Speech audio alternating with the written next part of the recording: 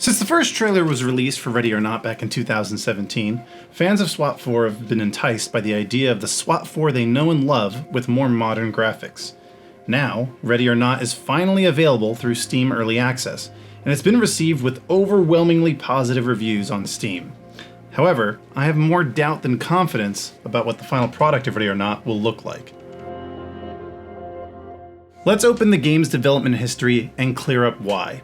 When those who purchased the alpha finally got their hands on the first released build of Ready or Not, it was a PvP only release.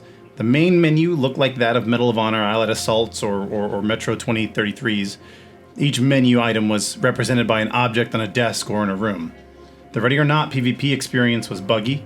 Players warped through things that were missing collision. People who were arrested broke free just because the game decided so. The environment and graphics did not look remotely close to what was shown in the teaser. The play area was filled with basic objects in some places, if any things at all.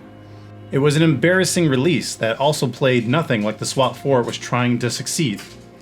I mean, there was even sprinting. The gameplay did not match the setting or tone set by the trailer or description of the game. So after that, all confidence was lost that Void Interactive could pull this off.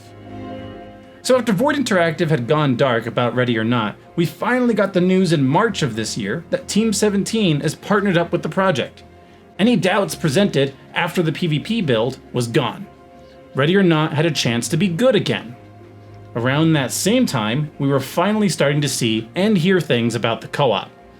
That's what a game like this is mostly going to be played for. Something was off about the sudden news that Ready or Not would be made available on Steam in December, though. I mean, the announcement that it was going to be going live on Steam Early Access before the end of the year came precisely 3 weeks before the end of the year.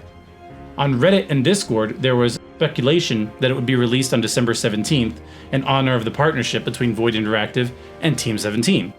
Well, wouldn't you know, it released live on December 17th. This release had the co-op from the late alpha build without the previous PvP. The game looked different from its first release into alpha supporters' hands. You could see the difference in quality and what state the game was finally in since the first teaser in 2017. Still, something was off about the Steam store page saying Void Interactive was the developer and publisher. What happened to Team 17? Even Team 17 removed all details about Ready or Not from its website. After release, it removed information about Ready or Not from its Discord.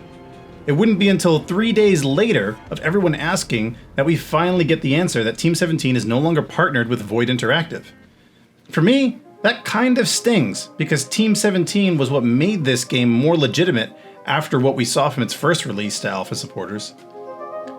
There was a post on Reddit the day of the launch, it seems to have since been taken down, where someone screenshotted a dev response in Discord that Team 17's quality assurance was strict, almost too strict. And I honestly think that given the state of the first release, that is precisely what Ready or Not needed. So now that Team 17 is not part of Ready or Not, my doubts have returned. As it was released to Steam Early Access on December 17, its current state looks and sounds terrific. The AI needs a lot of work, the content is on the lightweight side, and it seems like it's still far from being a complete game. For a game that started development in 2017, I expected more. Zero Hour has been in development for 2 years by one programmer, and it has more content, though it also has more bugs. It feels like Ready or Not's developers have spent 4 years scrapping more ideas than they've put into the game, and it feels like Void Interactive does not know what direction they are going with no roadmap. Ready or Not looks good today, given today's expectations. Only time will tell if Void Interactive will keep up in 2 or 3 months from now. Whether or not you should buy Ready or Not today depends on whether or not you have $40 to burn on what might possibly end up becoming abandoned, as is always the risk with indie early access games. If your budget for buying a game is based on getting either this or that, I'd say pass on Ready or Not. The current state of the game's content is not worth $40 US.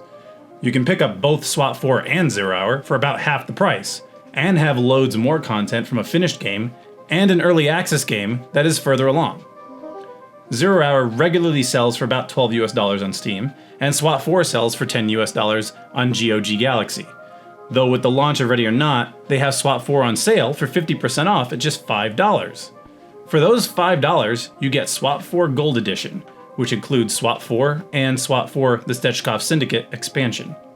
Also, there's a free mod for SWAT 4 called Elite Force, or SEF for short, and have been updating SEF for SWAT 4 as recently as 3 months ago for minor fixes. The SEF mod has already been what Ready or Not is now bringing to the table. Even without the mod, the vanilla game still has most of the Ready or Not experience. The more I played Ready or Not, the more I just wanted to play the already complete experience of SWAT 4. It got to the point that on my second day of playing Ready or Not on Twitch, we just changed the stream over to SWAT 4.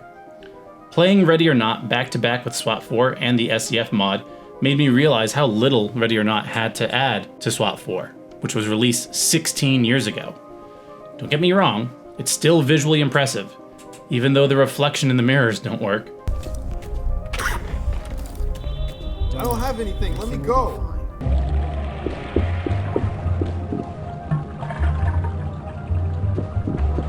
However, the atmosphere of SWAT 4 sold the story as you see inside of a suspect's lair.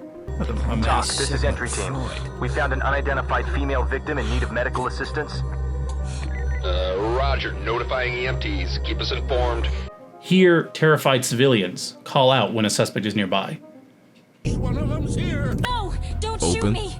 And listen to the dialogue of the people you are securing. Everything was fine. Civilian The ready van to was evacuate. great. Then someone started Roger that. shouting, Trailer and they standing were by. pulling out guns. Ready or Not is a promising game by developers that do not yet inspire much confidence. However, SWAT 4 is a great game that you can play for the last 16 years and beyond. If you want to support the game's development, by all means help the game.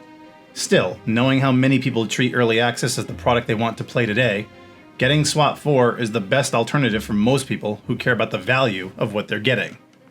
I really want to see more from Ready or Not, and I don't just mean content, but communication about the direction they're headed or a roadmap.